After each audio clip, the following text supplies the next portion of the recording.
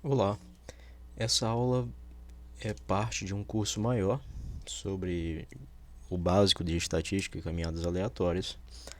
Essa em particular eu irei falar sobre o teorema central do limite. O curso inteiro ele está na Udemy. Eu vou colocar o link na descrição caso você tenha interesse em conhecê-lo. Então ele tem essa pegada de, além da questão do curso em si, eu também misturo aqui um pouco de um teatro, né? Você vê que eu estou vestido de mago e tal. Tem todo um contexto que só faz sentido para quem de fato acessar o curso completo. Pois bem, então o que seria o teorema central do limite?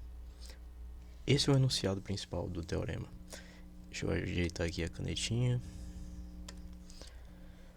Teorema central do limite diz que dados x1, x2 até um xn, uma sequência de variáveis aleatórias independentes e identicamente distribuídas, com média e variância finitas, então a soma Sn dessas variáveis resulta em uma distribuição normal, no limite de n tendendo ao infinito.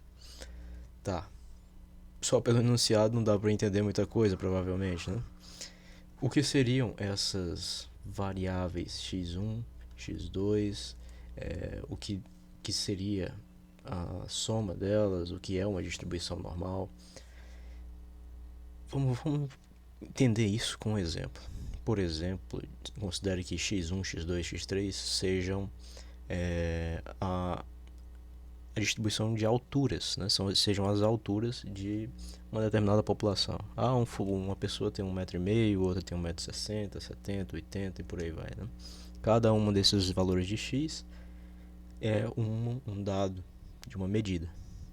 Então, quando esses dados forem variáveis aleatórias independentes, e desse exemplo a gente pode supor que eles sejam razoavelmente independentes, porque o fato de eu ter 1,75 m em nada influencia a altura do meu vizinho ser 1,90 m ou 1,60 m, não importa, a minha altura e a dele são praticamente independentes, grosseiramente falando, claro, né?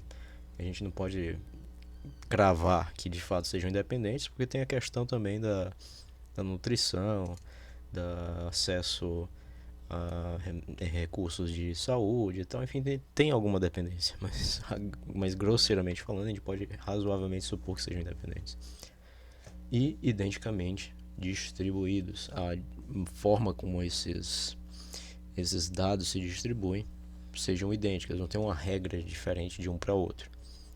Por exemplo, eu não sei, eu posso estar falando aqui uma besteira, mas digamos que o gene que traz a informação do nanismo fosse hereditário. Eu não faço a menor ideia se é hereditário, se é aleatório, não sei, não sou biólogo, não tenho essa informação. Mas digamos que seja. Então, seja 100% e única e exclusivamente causado por transmissão genética.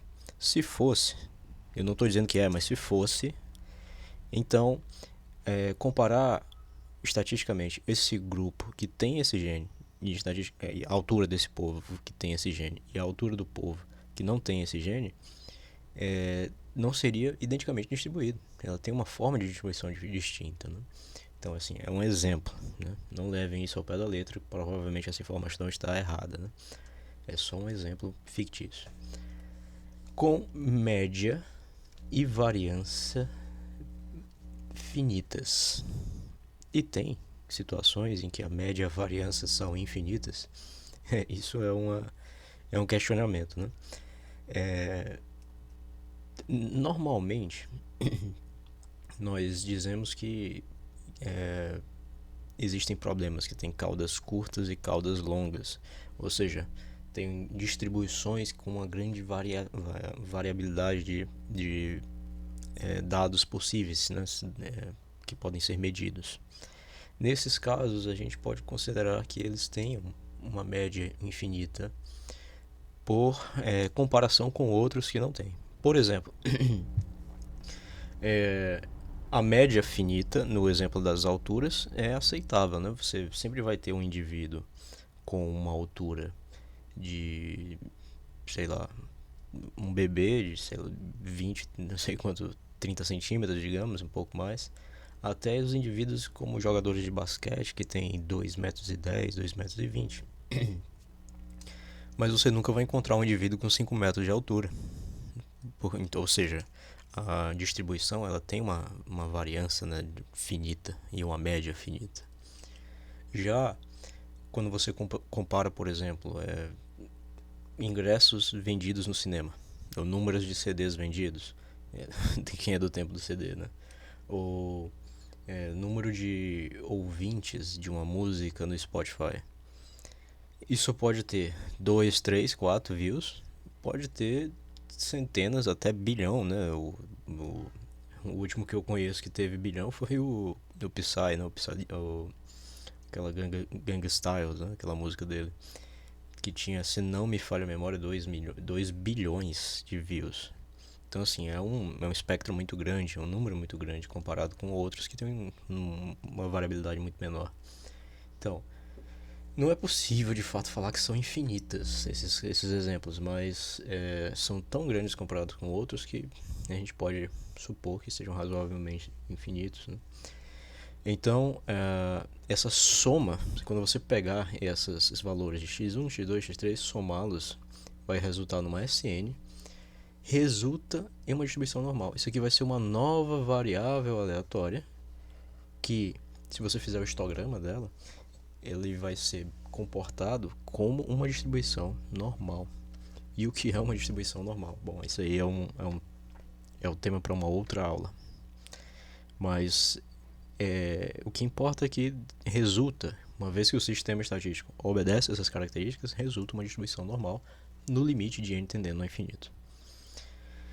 Bom, então para deixar isso aqui um pouco mais claro, vamos considerar o seguinte exemplo. Nós vamos chamar de evento o lançamento de 10 moedas, ou o lançamento 10 vezes de uma só moeda, não importa, né? Produzirá o mesmo resultado. A moeda tem uma face P e uma face C.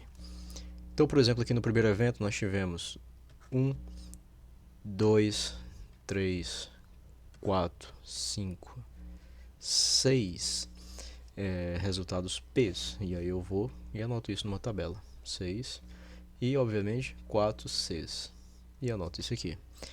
Nós vamos fazendo isso em vários eventos. Tá? O que diz o teorema central do limite? Que a soma de variáveis aleatórias independentes identicamente distribuídas, com média e variância finitas, resulta numa distribuição normal. Então vamos ver isso acontecendo. Esse aqui é o histograma de 500 medidas ou 500 eventos, né? Foram feitos 500 lançamentos de 10 moedas. Ou 500 medidas de 10 lançamentos, né? E aqui eu montei um histograma dos resultados do lance dos P's em relação à sua ocorrência, né? Então, por exemplo, a altura dessa coluna me diz quantas vezes, ao jogar a moeda 10 vezes, deu 10 caras. E aqui não tem nenhum evento 0, mas tem um evento aqui 1. Isso aqui, essa altura, me diz quantas vezes teve 9 Cs e um P. E por aí vai. Você observa que há uma certa simetria no gráfico. Ele vai ter um ponto de máximo aqui no 5. E, embora não seja perfeitamente simétrico, mas há uma certa simetria, né? Você vê que à medida que eles se afastam, essas colunas se afastam do centro, elas vão ficando menores. Pois bem, isso aqui, se eu peço para o programa ajustar isso com uma distribuição normal, agora não para ocorrência, mas para frequência, ou seja, eu pego o número total de medidas, que são 500, e divido a ocorrência pelo número de medidas, e faço o ajuste aqui com a gaussiana, eu observo que ela aparenta se comportar mais ou menos como uma gaussiana, né? Embora o gráfico esteja todo serrilhado aqui, né? Tem uma coisa meio não analítica, né? Ele está todo cheio de serrilhados, né? Esse aqui então nem se compara, né? que com certeza a derivada nesse ponto não é bem definida. Pô, bem, ok. Mas a gente está vendo, pelo menos de uma forma mais aproximada, que essa distribuição, conforme o teorema central do limite afirmava, ela se comporta como uma distribuição gaussiana. Essa medição, essa comparação vai ficar ainda mais perfeita se nós aumentarmos o número de eventos. Dessa vez eu fiz aqui 1 milhão de medidas, ou seja, 1 milhão de eventos. E em cada evento foram lançado a moeda 100 vezes, ou lançada 100 moedas, enfim. E olha só como o gráfico ficou muito mais simétrico. Embora não perfeitamente, né? Não está perfeitamente simétrico. A gente vê aqui que tem uma diferença aqui entre as colunas, mas ele está muito mais simétrico do que estava o anterior. Novamente é uma curva modal, né? Ela tem um único máximo, aqui em torno de 50. É simétrica em relação ao valor 50. Esse 50 é justamente aqui, ó, a metade de 100, que no caso, como a moeda é honesta, ela não tem um viés nem para P nem para C, era de se esperar que para uma grande quantidade de lançamentos, para muitos eventos, a grande maioria deles ficasse em torno de 50. Cuidado para não confundir isso com a falácia do jogador. A falácia do jogador faz a gente crer que há um retorno para a média nesses sistemas. Ou seja, se eu estou jogando a moeda 100 vezes, em um determinado momento deu 20 P's, aí eu sou induzido a crer, desculpem, sou induzido a crer que há um retorno, que haveria para compensar esse horror de P que apareceu, vai aparecer agora um horror de C's para retornar a média a 50. Isso não é verdade, isso é uma falácia conhecida como falácia do jogador. No curso completo eu falo um pouco mais sobre ela. E o 50 que a gente observa aqui, ele vai ocorrer para uma grande quantidade de medidas, ou dentro do jargão que eu comecei nessa aula, dentro de uma grande quantidade de eventos. Existem desses eventos, dessas medidas, que vai ter aqui, por exemplo, aqui em torno de mais ou menos 70 P's para um só evento. Você lançou a moeda 100 vezes e 70 delas deu P's. Assim como vai ter alguns eventos aqui em torno do 30 mais ou menos, embora eles sejam muito pouco frequentes. Esses eventos distantes da média são raros de acontecer, né, comparados com os que estão próximos da média. E aí, agora ajustando isso com a gaussiana, observe como a gaussiana agora ficou muito mais lisa, né? Ela está muito melhor comportada, né? Ela está uma curva mais suave. E é exatamente isso que o teorema central do limite diz, que quando esse número de medidas, número de eventos, enfim, for tendendo ao infinito, para uma quantidade razoável aqui de lançamentos, a curva da distribuição da soma dessas variáveis, essas alturas aqui são justamente os valores da soma, x1 mais x2, no caso aqui só são x1 e x2, né, a quantidade de C's, a quantidade de P's. Desculpem, eu tô falando besteira. Esse aqui não é a altura dessa coluna aqui, é a frequência, né? O valor aqui do eixo das abscissas é que está o resultado dos P's somente, né? E obviamente como x e p, x1 mais x2 é sempre igual, nesse exemplo aqui, né, a 100, ao determinar p eu também determino c, né? Bom, bem, consequentemente, no limite de n tendendo ao infinito, no limite que o número de variáveis somadas vá tendendo ao infinito para uma grande quantidade de medidas, essa distribuição vai ficando cada vez mais parecida com a gaussiana, cada vez mais simétrica, unimodal e todas as outras características que são específicas de uma distribuição gaussiana. Pois bem, é, é isso que com isso eu encerro o vídeo por aqui.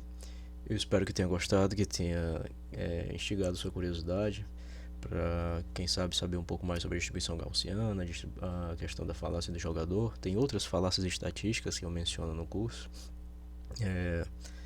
E eu vou deixar o link na descrição caso tenha interesse. Ele é um curso da Udemy. Os cursos da Udemy são vitalícios, você compra uma vez e fica com ele, né, eternamente. E, enfim, tem várias outras vantagens que só a Udemy fornece, né? A questão de, se você não gostar, você pode pedir o reembolso em 30 dias e tal. É um curso bem curtinho, pouco, acho que cerca de 2 horas de duração. E todo em vídeo, né? Todo bem gravado, trabalhado. E eu tenho certeza que você vai gostar do que vai consumir lá. Então é isso, muito obrigado. Salve Maria e fique com Deus.